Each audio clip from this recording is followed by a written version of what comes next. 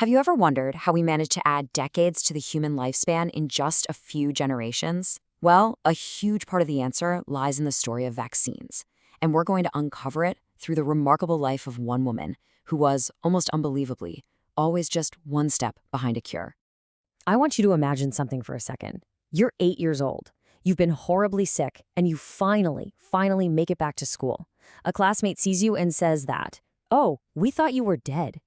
This actually happened. And for young Dr. Kathleen Fuller, it wasn't some cruel joke. It was a chilling reflection of the time she lived in, a time when childhood diseases were a terrifying coin toss between life and death. I mean, that's a reality that is really hard for most of us to even fathom today, right? But for countless generations before us, that was the norm.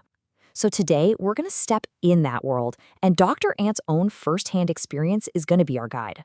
Dr. Anth's childhood tragically mirrors the final moments right before major vaccine breakthroughs. Her life serves as this kind of living, breathing chronicle of our fight against some of the deadliest diseases. Just let that sink in. A father's devastating description of his own baby girl, like a floor mop. Her legs were rendered useless. She was forced to drag herself along the floor with her arms. And this wasn't some isolated incident. It was the horrifying reality of summer for thousands and thousands of families. Dr. Anth was one of 15,000 people, mostly children, who were paralyzed by polio in just one summer.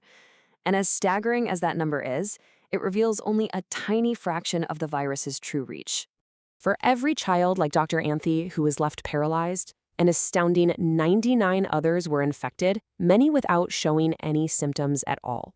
Polio was a silent epidemic, this unseen danger that touched almost every single community.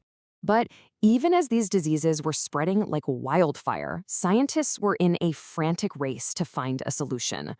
For Dr. Anth, though, the breakthroughs would come with what you can only call cruel timing. Just look at this timeline. It's absolutely remarkable. In 1954, she gets polio. The very next year, the vaccine is authorized. In 1962, she gets deathly ill with measles. The next year, the measles vaccine is approved. In 1965, she gets mumps. And just 2 years later, the MMR vaccine, that's for measles, mumps, and rubella, is introduced. She was on the front lines, time and time again, just missing the scientific breakthrough that would have spared her. Let's go back to that comment from her classmate. "We thought you were dead." It wasn't hyperbole. That year, 500 Americans died from measles alone. For hundreds of children, death was the reality. And for thousands more who survived, many were left with permanent brain damage or blindness. So these vaccines didn't just save individual lives, they completely reshaped the future for entire generations. By protecting millions of people, they created this shield of community immunity.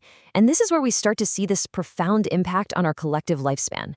Now, before we dive into the numbers, let's get on the same page about what life expectancy really means. It's not a personal forecast. Think of it more like a powerful snapshot of a whole society's health at one specific moment in time. You know, the vaccines Dr. Anth just missed were for stable viruses, and they offered lifelong protection. Today, though, we're up against a different kind of enemy. Viruses like the flu and COVID-19 that mutate rapidly. They're a moving target, which is why our public health strategy has to be just as agile, requiring things like annual shots and boosters just to keep up. For decades, the story of vaccines and life expectancy was a story of constant progress. It just kept going up. But that progress has stalled and even reversed, which suggests we might be at risk of forgetting some really hard-won lessons from the past. From 1955, the year the polio vaccine was introduced, all the way to 2019, life expectancy in the U.S. saw this steady, remarkable climb. This wasn't just a statistical trend, it was a testament to one of the greatest public health achievements in human history. And this is the moment everything changed. After more than half a century of gains, that trendline suddenly and sharply reversed. Look at this. Between 2019 and 2021, life expectancy for American men dropped by 3 whole years, and for women by more than 2. This staggering decline is a direct result of the COVID-19 pandemic, which claimed over 1 million American lives and gave us all a brutal lesson in the cost of a novel virus. So what does Dr. Anth's life and our shared history with vaccines teach us about the future? Well, the takeaways are pretty clear, and honestly, they're really urgent. First off, the data is clear. More vaccination equals longer lives. Second, as Dr. Anth often warns in her work, those forgotten diseases like polio and measles, they're starting to make a comeback where we let our guard down. It shows that complacency is our enemy. And finally, the fight isn't over.